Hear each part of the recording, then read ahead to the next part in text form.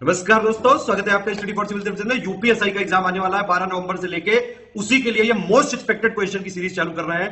Video को ज्यादा से ज्यादा लाइक करिएगा और प्लस डेली 80 क्वेश्चन जो हम फ्री क्विज में करवा रहे थे वो लगातार बढ़ते जा रहे हैं। 80 जो करवा रहे हैं हिंदी के और प्लस जीके मूल विधि संविधान के, वो तो करवाते ही जा रहे हैं, प्लस और भी कई सारी पिक्स शेयर करते जा रहे हैं। UPSI by study for civil services Telegram में चैनल है, एड्रेस आप डाल सकते हैं @UPSI by study for civil services, या फिर इस वीडियो के डिस्क्रिप्शन में जो लिंक है उसी से ज्वाइन करिएगा। इस टेलीग्राम को ज्वाइन कर लीजिए, कंप्लीटली फ्री है, एक भी पैसा नहीं देना है। वीडियो को ज्यादा से ज्यादा लाइक जरूर कर दीजिएगा, लगातार आपके लिए सपोर्ट है।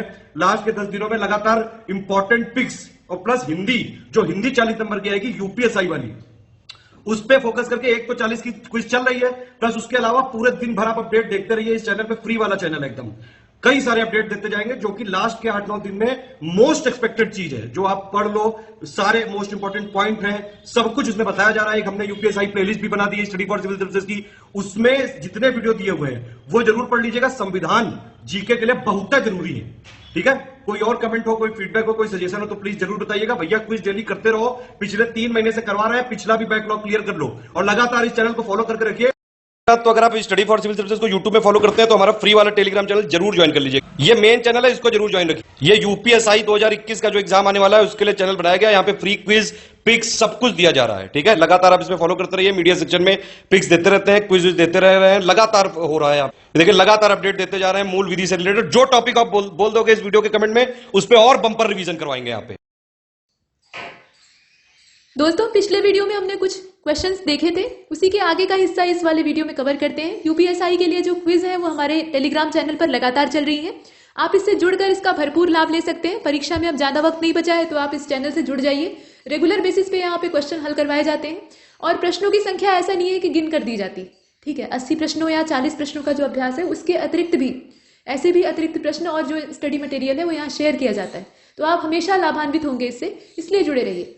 अब चलिए शुरू करते हैं। देखिए 41वें को आप देख रहे हैं और इसमें कहा जा रहा है कि स्वच्छ का पर्यायवाची है। क्या पर्यायवाची है वो आपको बताना है। निर्मल होता है, पंकिल होता है, नीरज होता है, नीरद होता है। तो इसमें दिखाई दे रहा है स्वच्छ मतलब साफ सुथरा और निर्मल मतलब भी साफ, आप जानते ही हैं। पंकिल मतलब क्या होता है? कीचड़ भरा हुआ, कचरे युक्त, एकदम मटमैला, उसको कहा जाता है पंकिल। पंक मतलब होता है कीचड़, उसी से बना हुआ है। नीरज किसको कहा जाता है? तो नीर और ज, नीर से जन्मा हुआ, अर्थात पानी से जो जन्म ले, कमल भी हो सकता है, कमल का ही ये पर्यायवाची है, लेकिन पानी से कुछ भी पैदा हो तो उसको नीरज कह सकते हैं। और नीरद, नीचे वाला आप देख रहे हैं, नीरद मतलब नीर को देने वाला, द से देना।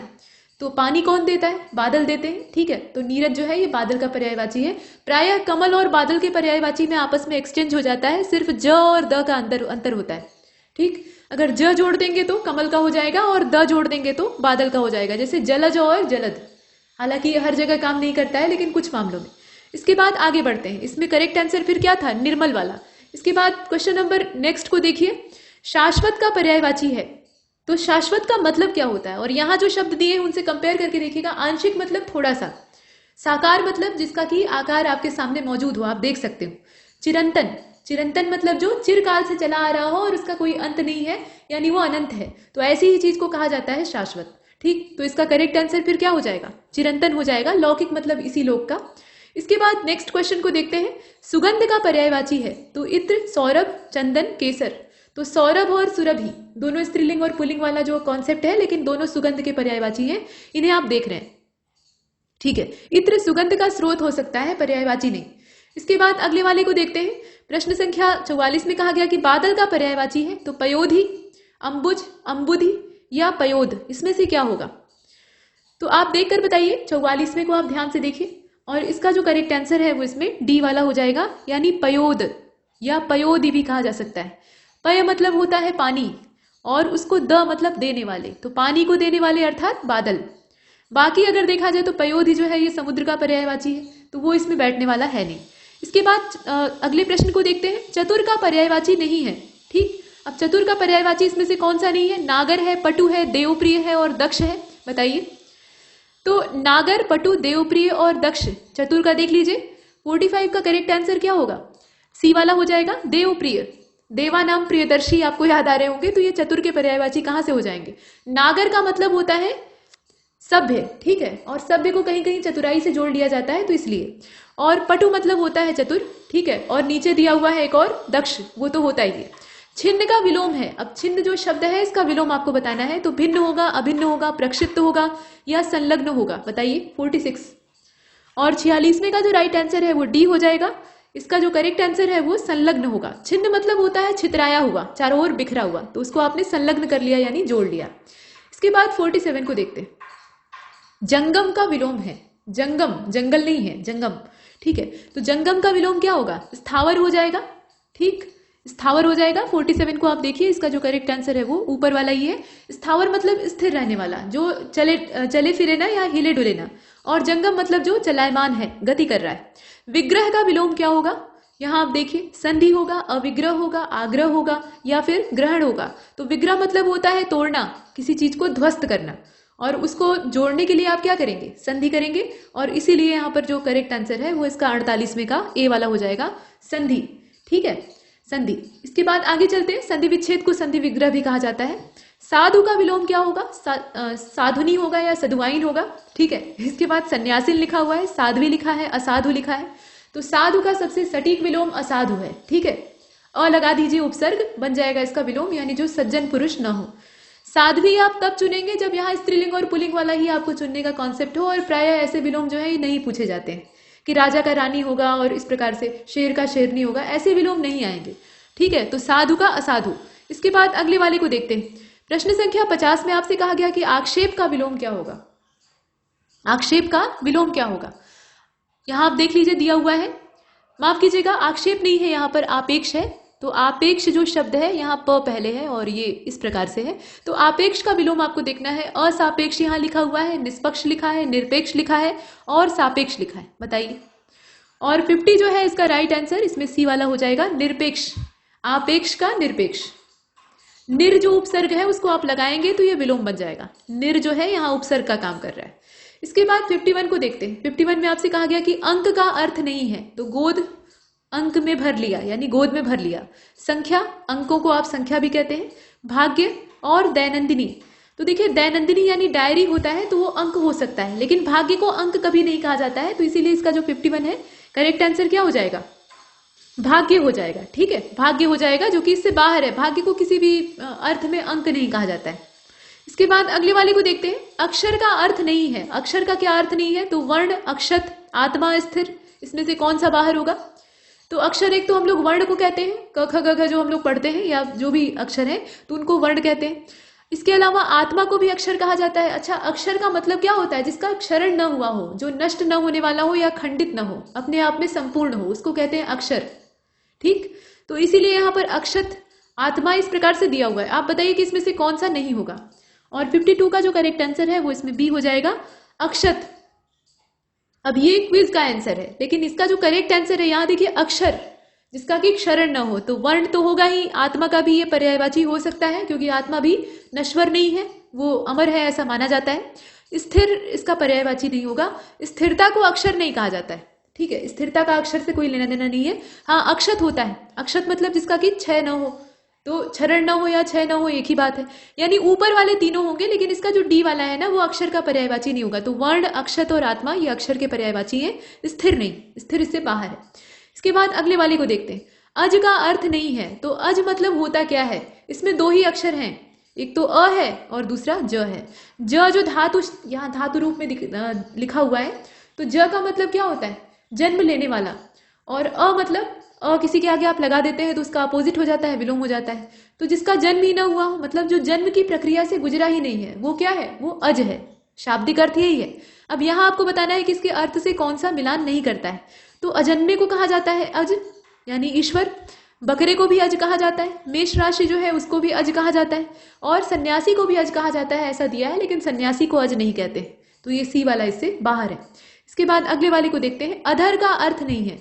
अधर एक तो मुख पर मुरली अधर धरी, ठीक है, ये सूरदास की जो वाणी है भगवान कृष्ण के लिए, तो नीचे वाले जो होठ होते हैं उनको अधर कहा जाता है, तो ये तो ठीक है। इसके अलावा आकाश, अनाधार और पाताल। अब आप इसमें से बताइए 54, इसका करेक्ट आंसर बी हो जाएगा। अनाधार कोई शब्द नहीं है। अन उपसर्ग लगा दिया आधार के साथ तो बन गया अनाधार, मतलब जिसका कोई आधार ना हो, हालांकि बहुत सटीक नहीं। तो इसका कोई अधर से तात्पर्य नहीं है। बाकी आकाश को भी अधर कहा जाता है, होठ को कहा ही जाता है। और इसके साथ एक और नीचे दिया है पाताल, तो पाताल को भी कभी कभी अधर कह देते हैं। जो नीचे की चीज होती है उसको अधर बोलते हैं। इसके बाद आगे चलते हैं, आकाश को भी अधर बोलते हैं। कुल मिलाकर ये है कि अ और धर जो शब्द है उनसे ये बना हुआ है। यहाँ आकाश पाताल की बात को एक तरफ कर लीजिए, इसका मतलब समझिए। जो धरती पर न हो, अब वो पाताल में भी हो सकता है, आसमान में भी हो सकता है, और निचले होठ को भी कहा जाता है अधर। ठीक है, तो जो धरती पर न हो, धरा पर न हो। इसके बाद 55 को देखिए। 55 में कहा गया कि अमृत का अर्थ नहीं है। अब अमृत का इसमें समानार्थी जो न हो वो आपको अलग कर देना है। तो अमर दिया है, अनमोल दिया है, दूध दिया है और जल दिया है। बताइए अमृत का अर्थ इसमें से क्या नहीं होगा। और 55 का जो करेक्ट आंसर है वो बी हो जाएगा, अनमोल। ठीक है, अमृत जो है ये दूध को भी कभी कभी कह दिया जाता है, उपमा दी जाती है, ऐसा कोई फिक्स पर्यायवाची नहीं है, लेकिन फिर भी। और जितनी लिक्विड वाली चीजें हैं उनको भाई अमृत में आप डाल दीजिए, जहर के अलावा। ठीक है जितनी भी लिक्विड की चीजें हैं उनको आप अमृत में रख लीजिए।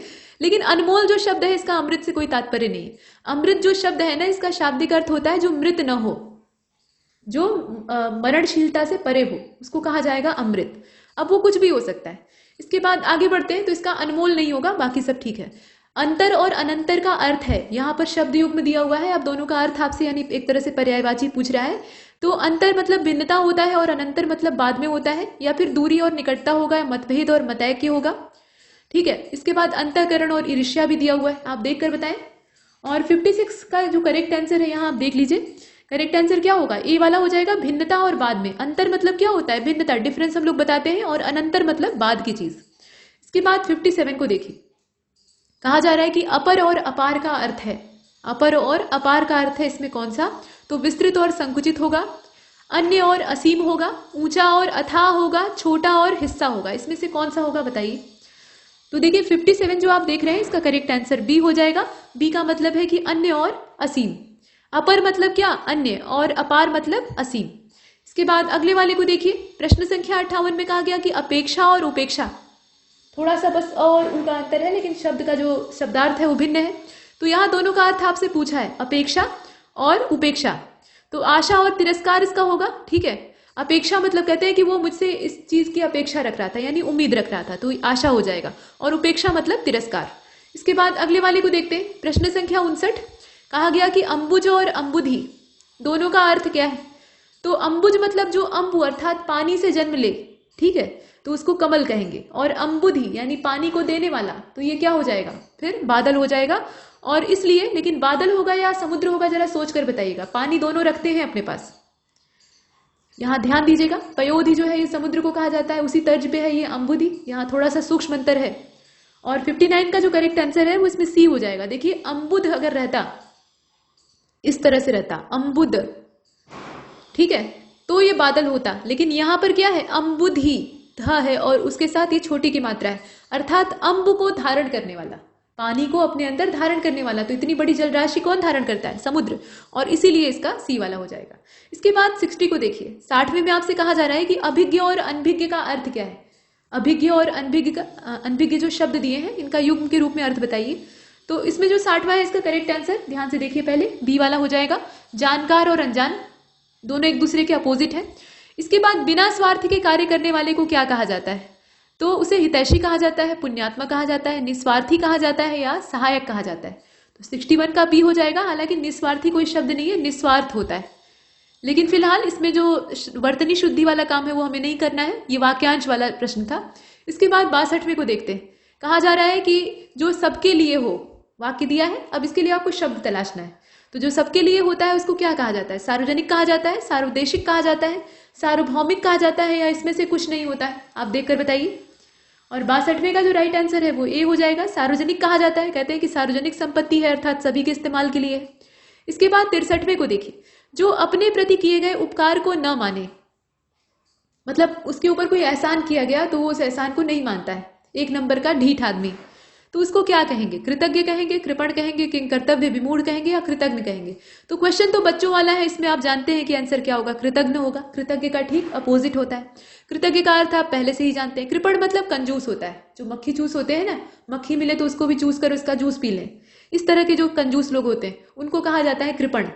और किंग कर्तव्य विमूढ़ का मतलब क्या होता है? ऐसी दुविधा की स्थिति जहां ये समझ में ना आए कि मेरा कर्तव्य क्या है, मुझे क्या करना चाहिए, जो सही दिशा है काम करने की वो क्या है, ये वाला करें या वो वाला करें। तो ऐसी जो अवस्था होती है इसमें आदमी एकदम से शून्य हो जाता है, जड़ हो जाता है, उसको सूझता ही नहीं कि क्या एक्शन लिया जाए।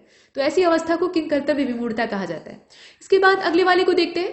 प्रश्न संख्या 64 में आपसे कहा गया कि जिसके सिर पर चंद्रमा हो, तो चंद्रमा किसके सिर पर है? भगवान शिव के।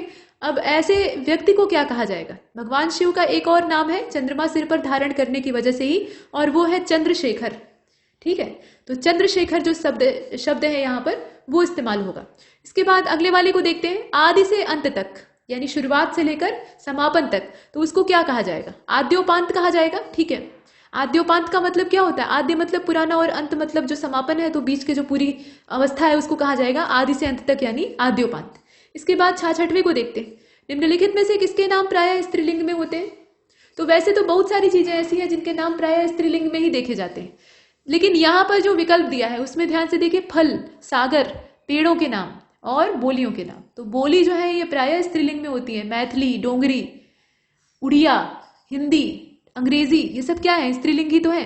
तो इस प्रकार की भाषाएं, मतलब बोलियां जो है यहाँ स्त्रीलिंग में आती हैं। बोली और भाषा में अंतर होता है, फिलहाल यहाँ देखिए।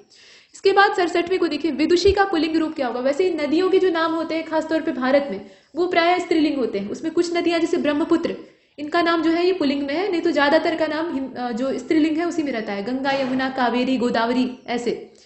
अब इसके बाद 67वें को देखिए। विदुषी का पुल्लिंग स्वरूप क्या होगा? तो विदुषी मतलब विद्वान महिला। अगर महिला जो है वो जानकार हो, ज्ञान से एकदम परिपूर्ण हो, तो उसे क्या कहेंगे? विदुषी कहेंगे। और यहाँ उसका उल्टा हो जाएगा विद्वान। अब जरा देख लीजिए इसमें कौन सा विकल्प होगा। तो नीचे दिया हुआ है, और एक चीज और है कि यहाँ न के साथ हलंत लगेगा। ठीक है, हल स्वर का उच्चारण होगा, यानी डैश आपको लगाना है। इसके बाद अगले वाले को देखते हैं। 68वें में कहा गया कि छात्र का स्त्रीलिंग। अब ये बताने की आवश्यकता नहीं है, आप खुद समझ सकते हैं क्या होगा छात्र का स्त्रीलिंग। इसके बाद 69वें में कहा गया कि राजा ने दान दिया। राजा दान देते हैं, देना भी चाहिए। तो इसका स्त्रीलिंग रूप क्या होगा? यहाँ आपको स्त्रीलिंग रूप जो है वो इसमें चेंज करना है। तो जरा इसमें देख लीजिए, ऐसे जब वाक्य आते हैं और आपसे कहा जाए कि इसका स्त्रीलिंग या पुल्लिंग में बदलिए, तो आप पहले ये पहचानिए कि इसमें लिंग का इस्तेमाल कहाँ किया गया है।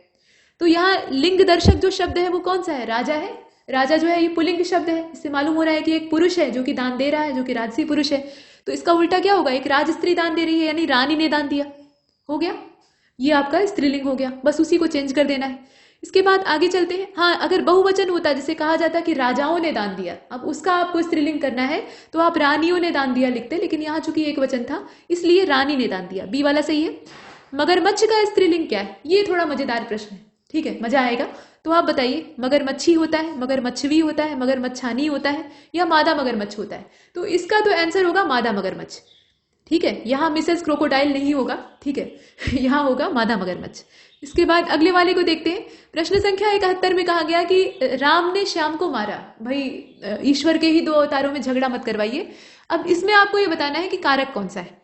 ठीक है, कर्ता ने कर्म को करण से, संप्रदान अपदान, मतलब बहुत तरह के जो कारकों के एग्जाम्पल आप देखते हैं उसी का इस्तेमाल करके बस यहाँ देखना है। तो ने और को यहाँ जोड़ने के लिए जो शब्द इस्तेमाल हुए हैं बस उसी पर फोकस करिएगा। नाम से हमें नहीं मतलब है, यहाँ पर हमें इस चीज से मतलब है जो बीच में ज्वाइंट है। अब बताइए कि ये कर्ता कारक है या कर्म कारक है या करण कारक है या फिर अपादान कारक है? इसमें से आप देखें। और 71 का जो करेक्ट आंसर है वो ए हो जाएगा। कर्ता ने कर्म को, ठीक है, कर्ता ने कर्म को, तो यहां पर कर्ता ने और मिल गया कर्ता कारक। शुरुआती जो कारक है उसी को पकड़ेंगे। पूरा ये नहीं कि वाक्य का लेकर बैठ जाए कि अंतिम तक कौन कौन सा कारक इस्तेमाल हुआ है। जो पहला कारक यूज होता है उसी पर पूरा वाक्य डिपेंड करता है। ठीक है, तो पहला वाला ही देखिए और ये हो जाएगा कर्ता कारक। इसके बाद 72वें को देखते हैं। निम्नलिखित में से किस वाक्य में कर्म कारक है आप बताइए? तो वह दिन में आएगा। फिर दिया हुआ है बी वाला, भूखों को खाना खिलाओ, भूखों को खाना खिलाओ को। पेड़ से पत्ता गिरा, यानी पेड़ से कोई चीज अलग हो रही है।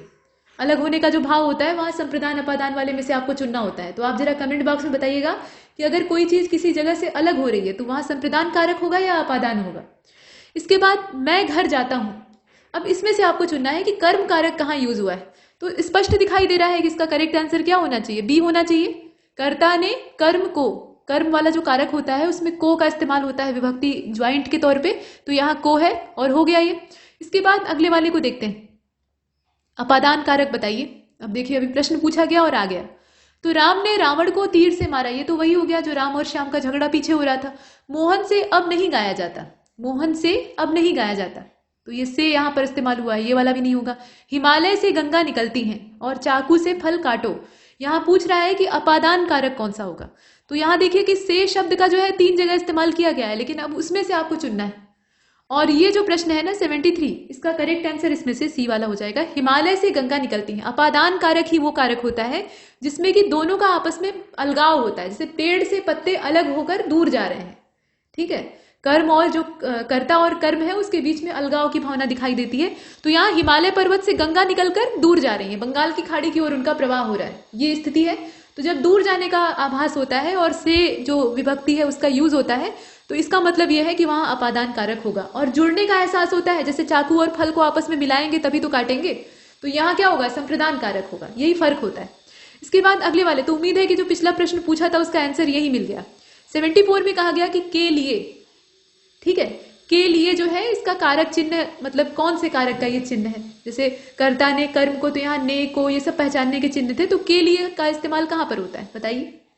देखिए 74 का जो राइट आंसर है वो इसमें हो जाएगा बी वाला, संप्रदान, संप्रदान के लिए, ठीक है, इस प्रकार से। इसके बाद अगले वाले को देखिए, हे राम रक्षा करो, हे राम संबोधन है, रक्षा करो। अब आप बताइए कि कौन सा कारक है, तो संबोधन शब्द अभी इस्तेमाल किया गया और आपको पहचानना बहुत आसान है। इसमें से करेक्ट आंसर क्या होगा, ये संबोधन कारक है, संबोधित किया जा रहा है। 76 में देखिए, संज्ञा के स्थान पर प्रयुक्त होने वाले शब्द क्या कहलाते हैं, सर्वनाम कहलाते हैं, और जो उसकी विशेषता बताए वो विशेषण कहलाता है। नेक्स्ट, मुझे शब्द, मुझे शब्द जो है ये किस प्रकार का सर्वनाम है, संज्ञा के स्थान पर इस्तेमाल होगा वो तो ठीक है, लेकिन मुझे नाम का जो शब्द है वो असल में किस प्रकार का सर्वनाम है, उत्तम पुरुष है, मध्यम पुरुष है, अन्य पुरुष है, या इसमें से कुछ भी नहीं है। और 77 का जो करेक्ट आंसर है वो इसमें ए हो जाएगा, उत्तम पुरुष है, ये जो सर्वनाम है ये असल में उत्तम पुरुष। 78, निश्चयवाचक सर्वनाम कौन सा है, और 78 का जो करेक्ट आंसर है वो इसमें डी होना चाहिए। डी वाला मतलब यही, यही चाहिए, मुझे यही चाहिए और कुछ नहीं चाहिए, तो ये कैसा है, निश्चयवाचक सर्वनाम। इसके बाद 79 को देखिए, शायद कमरे में कोई छिपा हुआ है और मैं वहां नहीं जाऊंगा, मुझे डर लगता है, ऐसा। तो कोई शब्द क्या है, कोई क्या है, संबंधवाचक सर्वनाम है, मतलब सर्वनाम तो है ही है, उस व्यक्ति का नाम आप नहीं जानते हैं तो उसके लिए विशेष शब्द का इस्तेमाल कर रहे हैं जो कि संज्ञा के स्थान पर इस्तेमाल हो रहा है, तो सर्वनाम होगा। लेकिन कोई का जो यहाँ भाव है वो किस रूप में है, आप उसके बारे में जानते नहीं हैं, निश्चित नहीं है कि वो कौन है। अगर आप निश्चित होते कि फलाने आदमी ही कमरे में छिपे हुए हैं तो आप कहते कि कमरे में फलाने छिपे हुए हैं, ठीक, लेकिन ऐसा नहीं है, आप जानते ही नहीं है, तो यहाँ अनिश्चयवाचक होगा, अनिश्चयवाचक सर्वनाम होगा, आप निश्चय की स्थिति में नहीं है। इसके बाद अगले वाले को देखते हैं, और लास्ट क्वेश्चन जो 80वां है, इसमें कहा जा रहा है कि मोहन प्रकाश जी, अब यहाँ एक ब्लैंक स्पेस है, हिंदी पढ़ाते हैं, ठीक है। अब ये वाक्य है, इसमें रिक्त स्थान की पूर्ति आपको एक अन्य पुरुषवाचक सर्वनाम से करनी है। किसको हिंदी पढ़ाते हैं, तो उस व्यक्ति के लिए आपको अन्य पुरुष का इस्तेमाल करना है, और जब अन्य पुरुष का आप इस्तेमाल करेंगे तो इसमें उन्हें हो जाएगा, किसी तीसरे आदमी की बात हो रही है, तो उन्हें, ना तुम्हें पढ़ाते हैं ना हमें पढ़ाते हैं, वो किसी दूसरे को पढ़ाते हैं, यानी उन्हें पढ़ाते हैं, तो यहाँ ये भरा जाएगा। यहां तक हमने कुछ बेसिक प्रश्नों को देखा, कुछ और फुटकर प्रश्न है उनको भी देख लेते हैं। तो संबल का शोषण नहीं होता है ऐसे दिया है, और मजबूत चीज आसानी से खराब नहीं होती है, दो मूर्खों में लगाव नहीं होता है, हठी पर कोई प्रभाव नहीं होता है।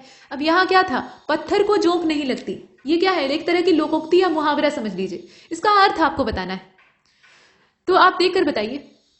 अब इसमें 2 तरह के अर्थ इसके हो सकते हैं, ठीक है। संबल का शोषण नहीं होता है, तो ये इसमें अर्थ बैठता है, आप सोच कर देखिए, नहीं बैठेगा। शोषण तो यहाँ भी हो रहा है ना, जोंक तो लग रही है, यहाँ पर होगा हठी पर कोई प्रभाव नहीं होता, ये सबसे सटीक इसका अर्थ होगा।